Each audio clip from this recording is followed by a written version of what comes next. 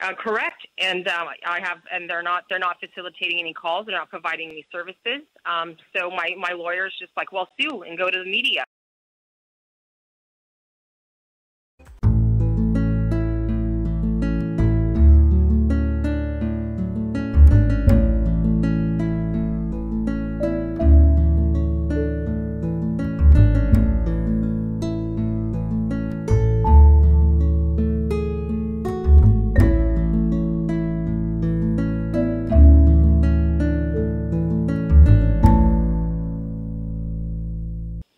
Let's talk to Glennie Shaw from California. Do you have a question to ask or a story to tell, Glennie Shaw?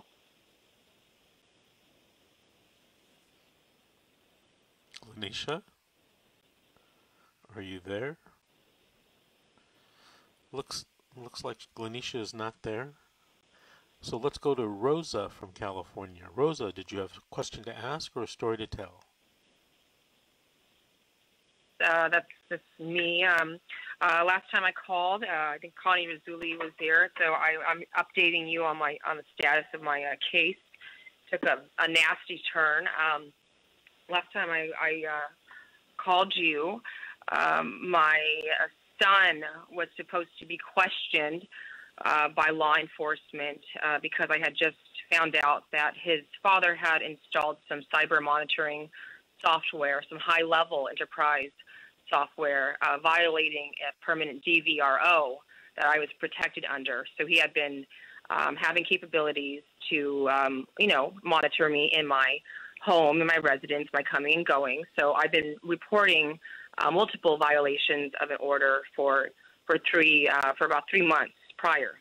And so this case opened for domestic violence. And I worked very hard for about 6 months for my case plan to get 50-50 split. And the case was always unusual because the father always had liberties, and they were always aware that the father had blackmailed me and leveraged a lot of false allegations to open the case after I was assaulted. And they were made aware of the case, and that's how it opened. And so now it's taken a very nasty turn where now they've withheld my son and kept him with the father for over 3 months. And have provided a lot of false accusations, and now I have a whole file that I've built where I caught them in many lies, and now they're using a lot of false excuses about my prescription medications, and they came up with a lot of things where my doctors have now provided testimony saying that they haven't made the calls that they've claimed to make. I caught them with paperwork, and my court-appointed attorney is throwing his arms up. He's basically trying to get me to fire him, I can tell. So my question now, I guess, for you is I'm left now with my child's attorney filing an order for me to only have monitored visitation. So I'm trying to figure out what needs to be done and why I'm receiving such harsh treatment. I'm even getting verbal abuse from the supervisor, not having my CSW having communication with me at this point. So it's becoming, and I want you to know also, I am now in the field DV. I am part of several associations and divisions, and I'm now, dedicated to the world of prevention. So I think this is about retaliation now, and they're trying to alienate me in my career because I have a presence. Is your child? So what do you? Is your child with the father right now? Correct, and I have, and they're not facilitating any calls. They're not providing any services. So my lawyer's just like, well, sue and go to the media, and that's where I'm at. Of course, I don't know all the details, but that's pretty harsh advice for you to sue and go. Yeah, to and the he gave me a list. He gave me a list of where my rights have been violated. And, he told me to use I've worked in entertainment for a while, and I have some contacts, and he gave me, he told me to use them. That's where I'm at. So, I'm kind of flabbergasted. Oh, I also have a court order where it tells me to not call the police to my ex-husband's or the father's residence because, guess this, Mr. Davis, I received a 9-second call to my phone from my son's phone, where there was no speaking from my son, but all I heard was my son's father yelling profanities, and I could hear objects being thrown around, telling him to get the F out of the house, and telling him to move the F out. And so my son hangs up, and because I've heard this before, and obviously I have a little bit of PTSD from the abuse, I immediately call for emergency response. I tell them there's history of violence. I explain the situation, and I call DCFS right away and inform them of the situation. And the law enforcement leaves because of course, the boy, just like any other victim, they say that they feel safe. And law enforcement also makes the mistake of telling the father that the reason for the response is because I overheard a dispute over the child's phone. So that was outrageous. So the court felt the need to put in the court orders for me to not call the police to the residence in order for it to comply.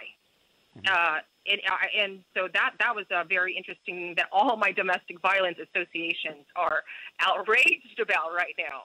So we are going to the top. So I wanted to get your opinion on that also, because wouldn't that be a violation of the Violence Against Women's Act, all sorts of civil violations, no? For a judge to put that in writing? I have this in writing, Mr. Davis. You know, it's one of those cases where a lot of different competing laws converge. And, you know, I always tell people juvenile dependency court was not set up to handle all the different problems that happen or the things that go wrong within a family dynamic. In your particular case, did you guys appeal that order or take a writ on that order? You know, a judge making an order like that basically limits your freedom of speech and you taking advantage of laws in California, there might be a problem with that. I have seen it done. I have heard of it done before, but that doesn't make it necessarily right. You know, maybe it is, maybe it isn't. How old is your son? He is 11 years old. It would seem to me at that age that he could be interviewed or testify as to what's going on in his dad's home if he's being threatened or abused, right? Right. So 2 minutes. I think that's one of the things that you should speak to your attorney about. You know, maybe you need to, and your attorney you need to talk about whether you need to file a 388 to change orders, you know, to modify orders.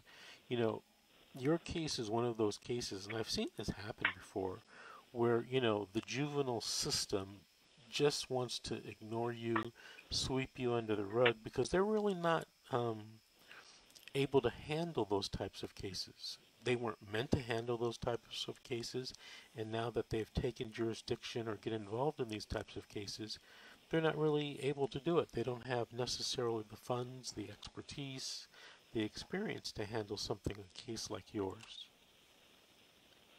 But talk to your attorney about filing some type of 388 petition to try to change or modify the orders. And, you know, talk to your attorney about trying to take a writ or an appeal on the judge's order that prohibits you from doing something. You know, that's a serious order to stop you from exercising your freedom of speech and implementing or taking advantage of laws, especially domestic violence laws that may help you. Somebody needs to talk to your child, interview your child, or you and your attorney need to put your child on the stand so that your child can tell the judge exactly what's going on. Hey, Rosa, I want to thank you for calling and thank you for listening. Please call us, you know, maybe in 3 or 4 weeks and give us an update on what's going on. I'd like to hear if things changed for you. All right? Rosa? Okay. This is Attorney Vince Davis, and I'm with Aaron Carranza this evening as my co-host. This is The Secret, How to Fight Child Protective Services and Win. We'll be back after these messages.